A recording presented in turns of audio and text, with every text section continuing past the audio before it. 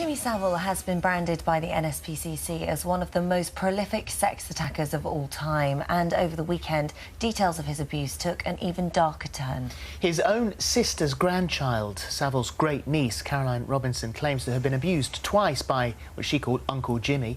The first time was when she was just 12 years old, and Caroline is with us now. Welcome, and thank you for talking to us. You say that this has been quite a cathartic experience. Yeah, it's scary. It's making somebody listen, yes. Believe you. Do you think if this hadn't come out, you would have ever have told your story? No, I wouldn't have told the soul. I'd have kept the secret until I died. Why? Because it's family. Don't tell tales. And what's made you decide to talk now? Looking back at all the other victims of his abuse and that, it was like a mirror image of what happened with me. So the day that the assault took place, yeah. You were all together. There was quite a few members of the family, right, all in one place, all there to see Uncle Jimmy. Yeah. So you're in the room. You're 12 years old, and he calls you over to come and sit on his knee. Yeah. And he sat you very central on his lap, didn't he? Yeah, because to be sat in the middle here, because usually when you sat on a person's knee, you always put your legs down the side or in the middle. But I was literally sat here on the groin part of him. And he talked to me, and then he'd like lower his tone of his voice. So the more quiet he got, the more I had to lean into him to hear him, because I couldn't hear him. And then I thought, there's something wrong here. And he stroked my back. But you know how a gentleman strokes a woman's back who is in love with, and it's nice caressing? Imagine that, as opposed to put a slap on your hand, on your back and quite rough. Yeah. It was like caressing up and down your spine. And you felt uncomfortable? It didn't feel right. No. It felt weird. But he didn't stop there, did he? No, he decided to carry on. Because I had such like a short skirt on, because I didn't want to spoil my best dress, I like lifted my skirt up, so I just sat with him on with my knickers and, you know, my little skirt. And the more he rubbed his hand up and down my back and went closer towards my pants, I thought, something's hard here. Something's uncomfortable. You know, what am I sat on? You know, like khakis or whatever, I thought.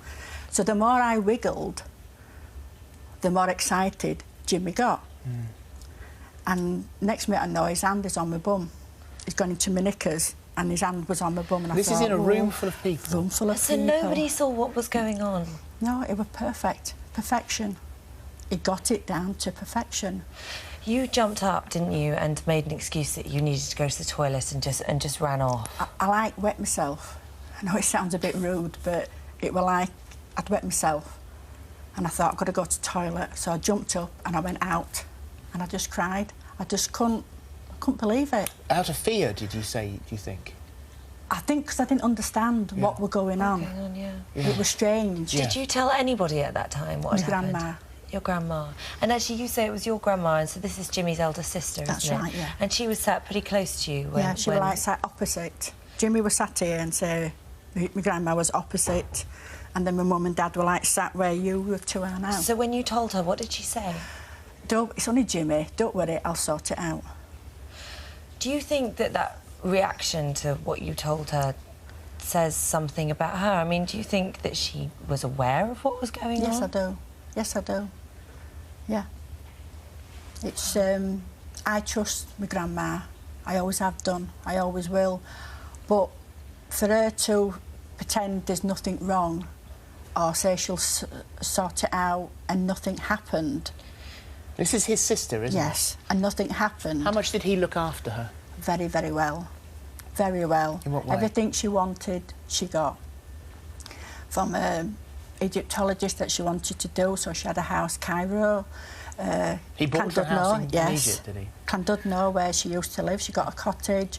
She stayed in a Bupa sheltered home at Roundy Park. So everything my grandmama wanted, she got. Do you believe he bought her silence? Yeah, of course I do. I mean, she's not alive anymore, no, so we don't know her side of events, and we can't prove that any of what you've just said there is true. You didn't see Jimmy for a good 3 years after this, did you? I mean, you spoke to him occasionally on the phone, but it was at your engagement party that you saw him next. He said that he wanted to come down and DJ. Yeah. You didn't really want him there, did you? But no. Again, because of the family members and everybody else was involved. But this was a slightly different situation. You were a bit older. You were 15, and you had your fiancé with you. Yeah. So you just assumed that you'd be pretty safe this time. But I ought to say, because a lot of people were going, whoa, whoa, whoa, hold on a second. It's an engagement party and you're 15. Yes, I was. Seems very young. Yes, I was a bit silly at 15. I became pregnant. So although you couldn't get married, this was an engagement party. This was to show intent to the family, that's right, was yes. it? OK, I think that probably there would have a lot of people who would have thought seems very young. OK. It seems silly, but 15-year-old girls do get up to silly things. And so what happened this night? He was in the DJ booth and your mum suggested that you go along and give him some food. Yeah, which I didn't want to do because it was a part of the room which was dark, and I didn't want to do it because I felt uncomfortable. You didn't trust him? No, I don't trust him. If he was alive here today, I don't trust him. So I took the food over, and the booth is shaped like a U-shaped. So you have to go behind him to give him the food. There was nowhere to put it down because of the records, turntables and everything. So I stood there like an idiot and waited. And I shouldn't have done. Because the minute I went like that, his hand come across and I was in the alcove at the back. What did he do to you? Touched me, breast, tried to fondle. He wanted me to touch his willy. Excuse my French for putting it like that. And I didn't want to. I told him to get off. I didn't like it, but the music was that loud and the people were talking that no matter how much I tried to shout, nobody heard.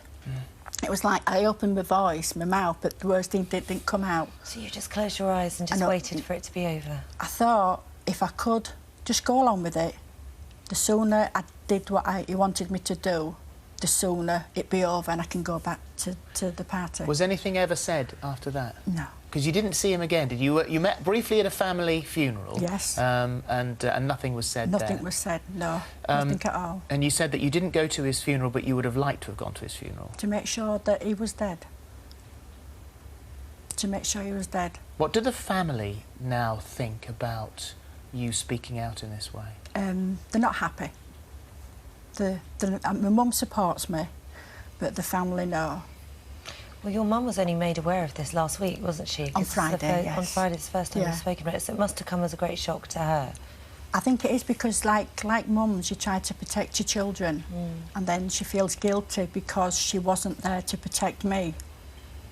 I think that's what hurts her more than anything else. And you believe that there was, in some areas of the family, a silence held? Yeah.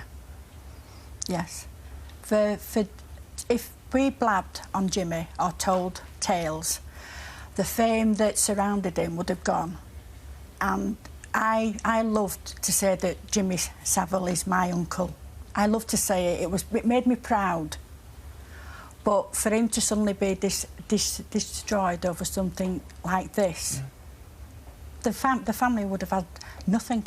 Thank you, Caroline. If Caroline's story or details of Savile's abuse has affected you and you're looking for help... Ferrari, welcome both. Good morning. We'll start with this set of emails that are set to plunge the BBC into apparently its worst crisis in 50 years. It's claimed that the BBC this is the Panorama show that's going out tonight. It's going to reveal in the programme claims that show the full extent of a cover-up into the pulling of the Newsnight programme on Jimmy Savile. And this is a senior correspondent, this is John Simpson, who's saying that this is possibly the worst crisis to have hit the BBC in 50 years. It's quite extraordinary when you see a corporation like the BBC. I mean, I've worked at the BBC in the past. I'm sure we've all come into contact with them. It's looking like it's sort of tearing itself apart over a story like this. You sort of sit back and watch, contradicting itself all the time. Reporters saying, we were warning bosses that this was going to, be very, very bad. And the BBC just seems to be lurching from a bad day to an even worse day on this story. Let's just think, if it is true, the worst crisis for 50 years, well, if you go back to the Hutton report and the reporting of David Cade, that cost the Director-General, it was Greg Dyke at the time, that cost him his job, and he was in no way involved whatsoever with the radio report. George Entwistle, the current and fairly new Director-General... He's only been there a month. Has only been there a month. This is his first time at the crease, and you could argue he's about to be bowled out by second ball or something like that.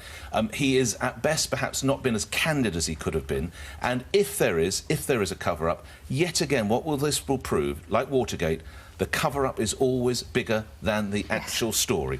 Always in journalism. Now, I'm not saying there is a cover-up, but if, as it would appear, there's quite a series of emails that they could have been more candid about. Well, I think also there'll be quite a few people will be saying, well, yeah, but this is a big story anyway. This is huge story. One of our most famous and potentially prolific paedophiles that we've ever heard of. And the public anger about the story is now being directed at the BBC, and the army of PRs and marketing people are failing almost on a daily basis. They're not managing the story. The story is now running out of their control. This is also this is an internal tearing apart as well. I mean, there are senior reporters that appear to be having a crack at the editor. I mean, and we don't know. They've been reported in some of today's papers that the editor of Newsnight, and it was a Newsnight story that was pulled, that the editor of Newsnight has resigned. Then on Twitter this morning, we're being told that Peter Rippin, his name is, that perhaps he hasn't resigned. And then we've got the big Panorama programme tonight. It's just going to go on and on. Well, this is Liz McKean, who's reporter Liz McKean. This is what she had to say.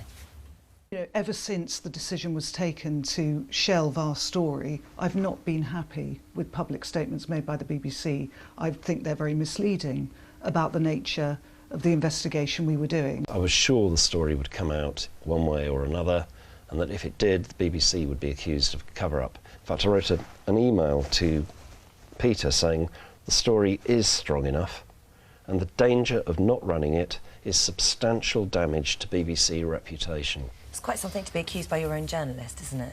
Well, shocking. I mean, absolutely extraordinary. That journalist knows that either they're going to lose their job or their boss is going to lose their job, but those two people can't continue to work together. So that's But he's referring to Peter Rippin in that. Yes, so that's how strongly they feel about this issue, that, you know, somebody's got to go.